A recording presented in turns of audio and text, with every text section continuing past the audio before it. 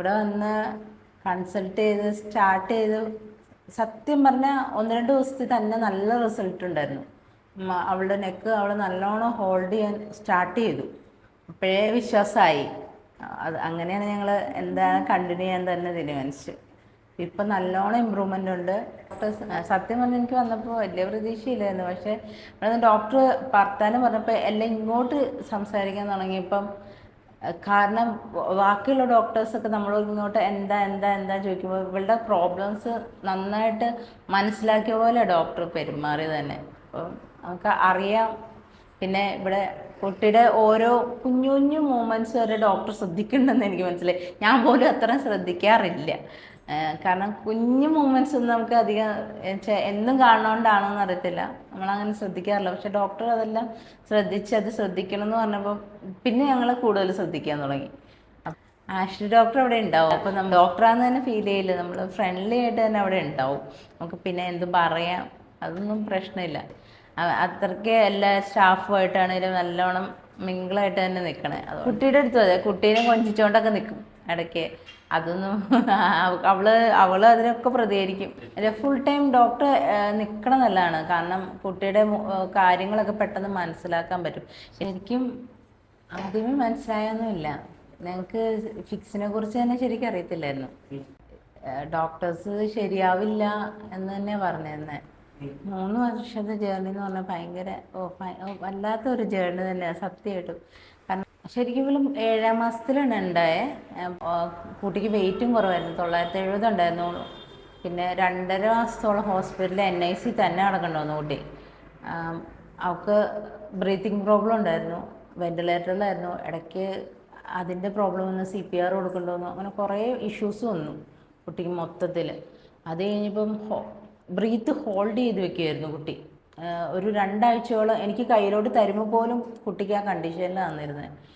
വീട്ടിൽ ഉറക്കം ഒളിച്ച് നോക്കേണ്ടതുണ്ട്. കാരണം എപ്പോഴാണ് ശ്വാസം നിർത്തിയിരിക്കുക എന്ന് നമുക്ക് പറയാൻ പറ്റില്ല. നമ്മൾ സ്റ്റിമുലേറ്റ് ചെയ്താൽ മാത്രമേ കുട്ടി അന്നേരം എഴുന്നേൽക്കുള്ളൂ. അങ്ങനെ ഒരു 2 ആഴ്ചയോളം അവൾ ആ കണ്ടീഷനിലായിരുന്നു. ഇമ്പ്രൂവ് ആയെന്ന് കുറേ നമുക്ക് പേടിയാവും. ഉറക്കത്തിൽ ഞെട്ടി എഴുന്നേറ്റാണ് കൊട്ടി നോക്കുമ്പം ശ്വാസം എടുത്തിട്ടുണ്ടാവില്ല. നമ്മൾ നാക്കൊക്കെ കളർ ചേഞ്ച് ഉണ്ടാവും.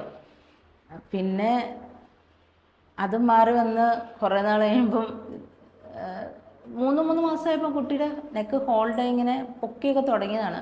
പക്ഷെ ഒരു 5-6 മാസത്തിൽ കുട്ടിക്ക് ചെറിയൊരു ജലദോഷം പോലെ വന്നപ്പം ചെറിയൊരു ജെർക്ക് പോലെ ഇങ്ങനെ ഇടയ്ക്കിടയ്ക്ക്. അപ്പം ആദ്യം ശ്രദ്ധിച്ചില്ല. പിന്നെ വൈകിട്ടാകുമ്പോൾ സന്ധ്യ ഒരു ടൈം ആകുമ്പോൾ ഭയങ്കര കരച്ചിലാണ്. ഒരു 2-3 മണിക്കൂർ കണ്ടിന്യൂസ് കരച്ചിലാണ്. ഹോസ്പിറ്റലിൽ ചെന്ന് കഴിയുമ്പോൾ ഒരു വയറുവേദനയാണ്, പോളിക്കൈഡ് അങ്ങനെയുള്ള ഇതൊക്കെ കൊടുത്ത് കഴിയുമ്പോൾ കൊച്ച് ഇച്ചിരി ശാന്തമായിട്ട് കിടന്നുറങ്ങും. എല്ലാ ദിവസവും ഇത് തന്നെ. ലാസ്റ്റാണ് ഫിക്സിൻ്റെ ഇതുണ്ടെന്ന് മനസ്സിലായത്. അപ്പം കൊണ്ട് കാണിച്ചു കഴിഞ്ഞപ്പം ഫിക്സിൻ്റെ ആണ് കുട്ടി കരയണേ. പിന്നെ അതിൻ്റെ മെഡിസിൻസ് സ്റ്റാർട്ട് ചെയ്തു. അതിൽ ഡോക്ടേഴ്സ് എല്ലാം പറഞ്ഞത് നടക്കാൻ ചാൻസ് ഇല്ല, സാധാരണ കുട്ടികളെ പോലെ പെരുമാറാൻ ചാൻസ് ഇല്ല, നിങ്ങൾ ആക്സെപ്റ്റ് ചെയ്തേ പറ്റുള്ളൂ, അങ്ങനെ പറഞ്ഞാണ് വിട്ടിരുന്നത്. പിന്നെ നെക്ക് കൺട്രോൾ ഫുള്ളായിട്ട് പോയി. ഒരു രീതിയിൽ അവൾ നെക്ക് കൺട്രോൾ ചെയ്യണം. നമുക്ക് എടുത്തുകൊണ്ട് നടക്കാൻ മാത്രമേ പറ്റുള്ളൂ. പുറത്തോട്ട് പോയാലും കൊച്ചെപ്പോഴും ചാഞ്ഞ കിടക്കുള്ളൂ. നമുക്ക് ഇപ്പോൾ വെയിറ്റ് വെച്ച് വരുമ്പോഴും നമുക്കതൊക്കെ ബുദ്ധിമുട്ടായി തുടങ്ങി.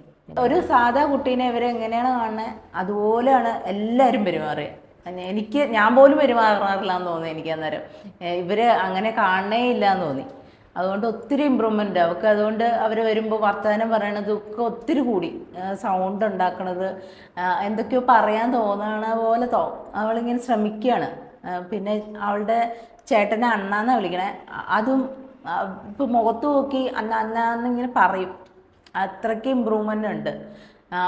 നോക്കും, തിരിഞ്ഞു നോക്കും, വിളിച്ച ഒട്ടനെ തിരിഞ്ഞു നോക്കും. ഇപ്പം ഒത്തിരി ബെറ്റർ ആയിട്ടുണ്ട്. പിന്നെ കാലാണേലും നന്നായിട്ട് ക്രോസ് ചെയ്ത് ഇങ്ങനെ വെക്കുകയുള്ളൂ. അതിപ്പം നിവൃത്തി ഒരു ഏകദേശം നന്നായിട്ടായിട്ടുണ്ട്. എണീപ്പിച്ച് നിർത്തുമ്പോഴും എപ്പോഴും ക്രോസ് ചെയ്തതാണ്. ഇപ്പം ക്രോസ് അത്രയും വരില്ല, ഫ്രണ്ടിലോട്ട് മുന്നോട്ട് കാല് ഉന്തി പോകാൻ നോക്കുന്നുണ്ട്. പിന്നെ എണീപ്പിച്ച് വെക്കുമ്പോഴും ഉന്തളിച്ച് എണീക്കണം. ഇപ്പം നേരത്തെ ഇങ്ങനെ ബെൻഡ് ചെയ്ത് വരും. ഇപ്പം ബെൻഡ് കുറഞ്ഞിട്ടുണ്ട്.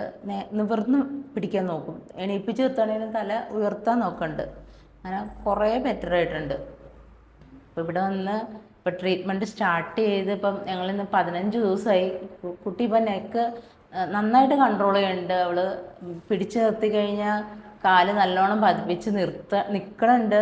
അവളുടെ ശരിക്കും എന്ന് പറഞ്ഞാൽ നല്ലോണം എല്ലാവരും ശ്രദ്ധിക്കുന്നുണ്ട്. ഇപ്പം നേരത്തെ പുറത്ത് പോയാലും ആരെങ്കിലും ഒന്ന് നോക്കി കഴിഞ്ഞാൽ വയ്യാത്ത കുട്ടി ഒന്ന് കുഞ്ചിച്ച് വരങ്ങ് പോവും. അവർക്ക് ബാക്കി കാര്യങ്ങളല്ല, എങ്ങോട്ട് പ്രതികരിക്കുന്ന പിള്ളേരോട് അവർ പിന്നെയും ആരാണേലും ഒന്നുകൂടെ ശ്രദ്ധിക്കുള്ളേ. അപ്പം അതൊക്കെ ഭയങ്കര വിഷമമായിരുന്നു. പക്ഷെ ഇപ്പം ഒത്തിരി ചേഞ്ച് ഉണ്ട്. ശരിക്കും എനിക്കിവിടെ വന്ന് നല്ല പ്രതീക്ഷയുണ്ട്. കൊച്ച് നടക്കും തന്നെയാണ്. പിന്നീട് ഡോക്ടർമാർ നല്ല നല്ല ഡോക്ടർമാരാണ്. പിന്നെ സ്റ്റാഫ് നല്ല പെരുമാറ്റമാണ്. എനിക്ക് അത് പറയാണ്ടിരിക്കാൻ പറ്റില്ല. ഞാൻ എൻ്റെ കൊച്ചിനോട് സാധാരണ കുട്ടിയോട് പെരുമാറുന്ന അതേ രീതിയിൽ കുഞ്ഞിനെ കൊഞ്ചിക്കണതാണേലും നമ്മൾ ചുമ്മാ കളിയാക്കി വർത്താനം പോലും എൻ്റെ കൊച്ചിനോട് ആരും പറയാറില്ല. പക്ഷെ ചുമ്മാ സാധാ കുട്ടികളോട് എന്താടി എന്നൊക്കെ ചോദിക്കണ പോലെ എല്ലാം ചോദിക്കണത് ശരിക്കും ഫീൽ ചെയ്യുന്നുണ്ട്. അവൾക്ക് അതിൽ ഒത്തിരി മാറ്റമുണ്ട്. ശരിക്കും ഹോസ്പിറ്റലിൻ്റെ അന്തരീക്ഷമൊന്നും എനിക്ക് ഫീൽ ചെയ്തില്ല. അവിടെ എല്ലാ കഴിഞ്ഞ ദിവസം ഒരു കുട്ടിക്ക് അവന് പോകാൻ പോലും മനസ്സില്ല. അവൻ ഇറങ്ങാൻ നിന്നിട്ട് പോണില്ല. അത്രയ്ക്ക് എന്താണേലും ഒരു കുട്ടി പോണില്ല എന്ന് പറയുമ്പോൾ അവനത് അത്രയ്ക്ക് ഇഷ്ടപ്പെട്ടാണ്ടായിരിക്കുമല്ലോ. എനിക്ക് നല്ല വിശ്വാസമുണ്ട് സത്യം പറഞ്ഞാൽ. കുഞ്ഞ് നടക്കും, എന്തായാലും നടക്കുമെന്ന് ഉറപ്പാണ്. അത് ഇവിടെ എനിക്ക് നല്ല വിശ്വാസമുണ്ട്. ഞാൻ ആർക്കാണേലും റെക്കമെൻഡ് ചെയ്യും.